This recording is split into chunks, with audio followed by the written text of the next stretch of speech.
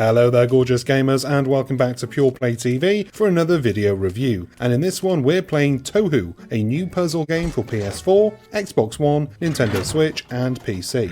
It's also playable on PS5 and Xbox Series XS via backwards compatibility, and the version tested in this video was captured on PS5. A review code was provided by the publisher and this video is coming from our network site, pureplaystation.com. Check it out. At first glance, I wouldn't have said that TOHU was my cup of tea, as us Brits are fond of saying, although I am the first to admit I am a sucker for a good puzzle game. I will admit just as readily that a certain, what I will call busy art style can be enough to put me off, and TOHU has made busy art the hook upon which it hangs its hat. What do I mean by busy art? Granted, TOHU is stunning to look at, but a lot is going on the screen. Each area is filled with detail and quirky features to spot, but which parts are relevant and which are just there as window dressing is sometimes hard to decipher. How do I know if that little buzzing creature is crucial to solving the current puzzle I am on, or just an added extra detail to help breathe some life into the world? The art style of TOHU might be something that immediately draws you in, but with my gaming tastes, it was nearly enough to put me off. I realise that will be quite the controversial opening gambit. For some, TOHU's art style will be the draw that makes them take a punt on giving it a go when it's lined up among the thousands of other games on the PlayStation Network right now, but not me. If you're one of those people who have seen the trailer or any of the gameplay for TOHU and your immediate thought was, wow, that looks unique and original, I want to play that, then I will state here, full disclosure, this review isn't for you. Cultured folks might dismiss my immediate superficial judgment. I would counter with, I likes what I likes. And surprisingly, I likes TOHU. TOHU tells the story of the girl who lives on a fish planet. Don't get too hung up on that part. As she sets off to repair her sacred engine. To do this, she must travel to other fish planets. Again, don't get too fixated on that part. Solving puzzles and meeting a cast of bizarre characters along the way.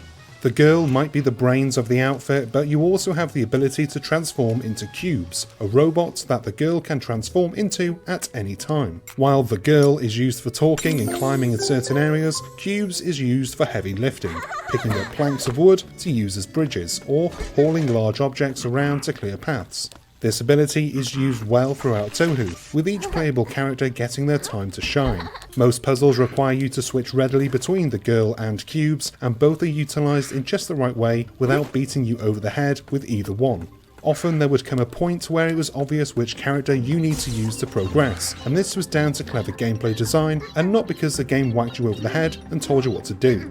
On that point I will say this, TOHU is hard. Don't be fooled by its colourful cartoon aesthetics. The puzzles in TOHU are tricky, and there were a few times I was stumped as to what to do or where to go next.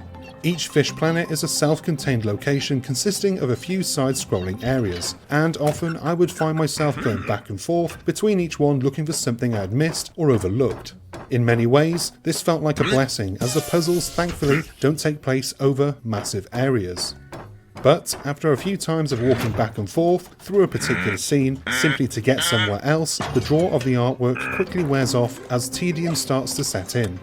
While this did lead to a great feeling of satisfaction when I finally managed to solve a particularly fiendish puzzle, it did come at the expense of a few frustrating attempts. TOHU does have a hint system, which in itself is a nice little mini-game of sorts, but I always felt I had cheated a bit whenever I ended up using it, even though there is no obvious penalty for doing so.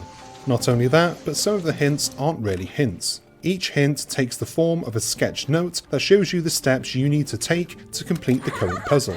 But often I would know what to do but be stuck on a particular aspect of it, making the hint useless. Alongside that, the controls TOHU uses feel a bit cumbersome, particularly on consoles. TOHU uses a cursor to navigate the world and interact with objects, and although it works, I did find it became a bit of a chore in a few areas. Whether that was because I had to work quickly and the fidelity in which you can navigate a cursor using an analog stick is a bit wonky, to say the least, or simply in that the characters move incredibly slowly and having you point and click where you want them to go further compounds that fact.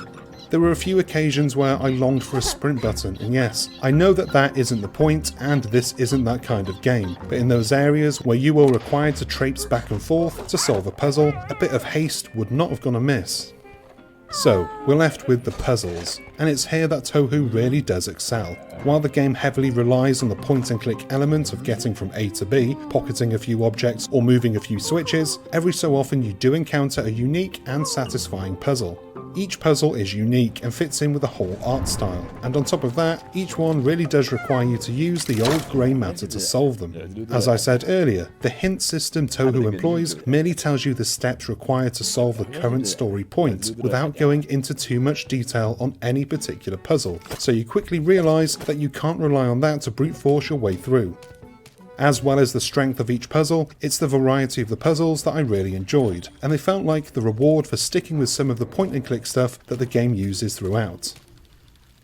And that's the end of this video review. I hope you enjoyed it, and I really hope that this video was of some use to you. If it was, please do us a solid and hit the like and subscribe buttons down below, as well as the bell icon so that you're notified when we have new stuff. I've been Chris, you've been, as always, lovely, and I'll see you on the next one. Until then, bye bye.